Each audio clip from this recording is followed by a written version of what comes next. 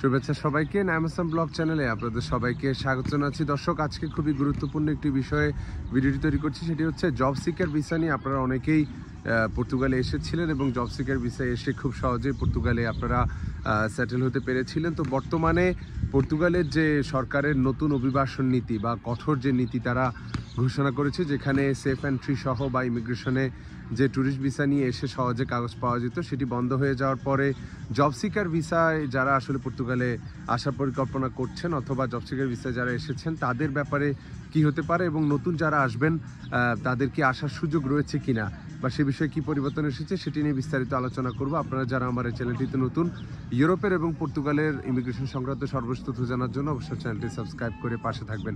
শুরুতেই বলে রাখি যে দর্শক, জব সিকার ভিসা আপনারা জানেন যে খুব সহজতর একটি প্রক্রিয়া ছিল পর্তুগালে জব সার্চের জন্য আসার একটি মাধ্যম, যেখানে এসে আপনারা খুব সহজেই পর্তুগালে স্থায়ী হওয়ার সুযোগ ছিল।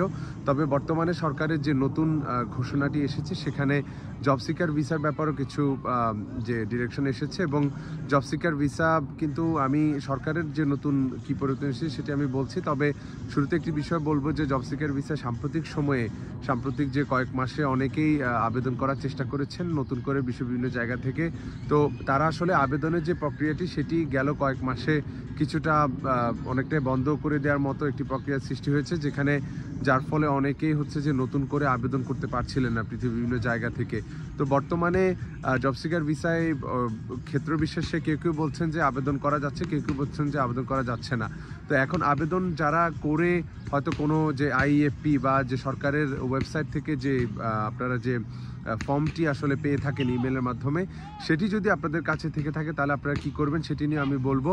তো প্রথমত বলে রাখি যে সরকারের যে পরিবর্তনটি, সেখানে কিন্তু তারা সব ধরনের যে পর্তুগালে এসে স্থায়ী হওয়ার যে উপায়গুলো ছিল সেগুলো তারা ক্লোজ করে দিচ্ছে। বিশেষ করে যেখানে যে কোনো মাধ্যমে এসে স্থায়ী হওয়ার যে বিষয়টি সেটি তারা বন্ধ করে দিয়ে তারা শুধুমাত্র প্রাথমিকভাবে 3টি ওয়ের কথা বলেছে। 3টি ওয়ের মধ্যে প্রথম হচ্ছে যে ওয়ার্ক পারমিট ভিসা, সরাসরি যে কোনো একটি কোম্পানিতে ওয়ার্ক পারমিট এবং কাজের কন্ট্রাক্ট আপনার থাকতে হবে, তাহলে আপনি পর্তুগালে এসে স্থায়ী হতে পারবেন। এবং অন্যটি হচ্ছে ট্রেডিশনাল যে ওয়ে স্টুডেন্ট ভিসা, এবং এর পরেরটি হচ্ছে ফ্যামিলি রিইউনিয়ন। ফ্যামিলি রিইউনিয়ন হচ্ছে আপনাদের পরিবারের কোনো সদস্য ইতিমধ্যেই পর্তুগালে থেকে থাকলে তারা তাদের ডিপেন্ডেন্ট হিসেবে আসতে পারবে। তো এই 3টি রুটের কথা সরকার বলেছে। জব সিকার ভিসার বিষয়ে স্পেসিফিকভাবে তারা কিছু বলেনি, তবে জব সিকার ভিসায়ও এখন আর সম্ভব হবে না এমনটি জানা যাচ্ছে। বিশেষ করে আইনজীবী এবং যারা আসলে এই আইনটিকে পর্যালোচনা করছেন তারা বলছেন যে শুধুমাত্র যে 3টি ওয়ের কথা সরকার বলছে সেটির বাইরে এখন আর জব সিকার ভিসায় আগে যেমনটা আসলে কোনো রকম জব ছাড়াই এসে স্থায়ী হওয়া যেত, এখন যেহেতু সরকার বলছে যে কেউ এখানে এসে স্থায়ী হতে চায় তাদের অবশ্যই একটি যে জব কন্ট্রাক্ট থাকতে হবে। তো সেক্ষেত্রে মোটামুটি নিশ্চিত যে এই জব সিকার ভিসার মাধ্যমটিও বর্তমানে সরকার বন্ধ করে দিয়েছে।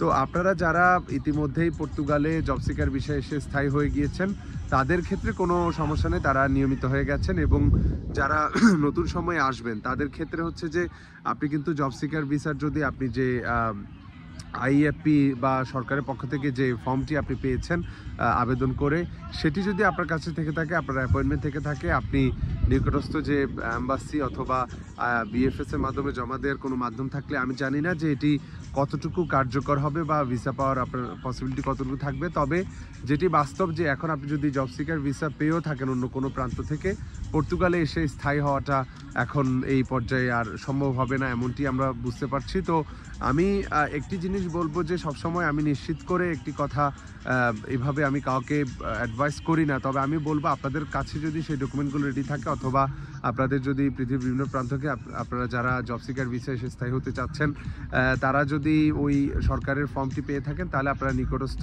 যদি কোথাও পর্তুগিজ কনসুলেটে যোগাযোগ করে এই ব্যাপারে আপনারা ইনফরমেশন নেন। ইনফরমেশন নিয়ে যদি সেটি এখনও জমা দেওয়ার সুযোগ থাকে, জমা দিয়ে তাহলে আপনি, এটা আমি এই জন্যই বলছি এটি অনেকটাই সান্ত্বনার মতো, আপনি যদি জমা দিয়ে যদি ভিসাও পেয়ে যান, একটা কথার কথা, সেক্ষেত্রে কিন্তু পর্তুগালে এসে আপনার কিন্তু এখন ওই জব কন্ট্রাক্ট ছাড়া বা কোনো ধরনের যে প্রক্রিয়ার কথা সরকার বলছে যেভাবে স্থায়ী হতে পারবে নতুন নিয়মে, সেটি কিন্তু আর কোনো কাজে লাগবে না। তো সেক্ষেত্রে আপনারা এটি চিন্তাভাবনা করে সিদ্ধান্ত নেবেন, কারণ শুধু যদি আপনি আবার এটি দেশ থেকে আসেন কিন্তু এসে আপনি দেখলেন যে এখানে স্থায়ী হওয়ার কোনো সুযোগ রইল না, সেক্ষেত্রে আপনার কিন্তু সময় এবং অর্থের অপচয়।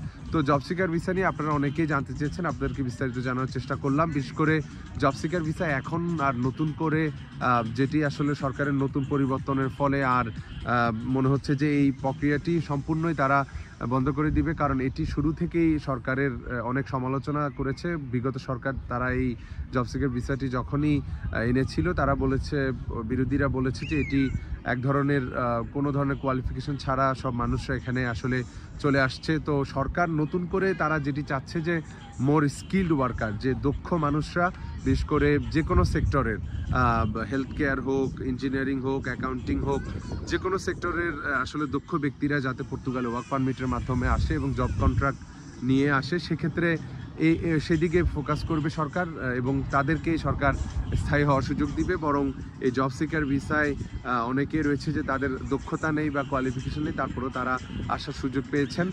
অনেকটাই যে অ্যাপয়েন্টমেন্ট পেলে অথবা যে কোনো মাধ্যমে আসলে খুব সহজে জব সিকার ভিসায় আসা গেছে। তো বর্তমানে আর সেই সুযোগটি থাকছে না এবং হয়তো সময়ের সাথে আপনারা আরও নিশ্চিত হতে পারবেন এই বিষয়গুলোতে।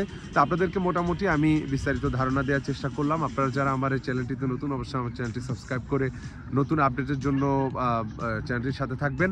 তো ধন্যবাদ সবাইকে। নতুন কোনো ভিডিও নিয়ে আপনাদের সামনে আবার হাজির হব। সে পর্যন্ত সবাই ভালো থাকবেন, সুস্থ থাকবেন। ধন্যবাদ সবাইকে।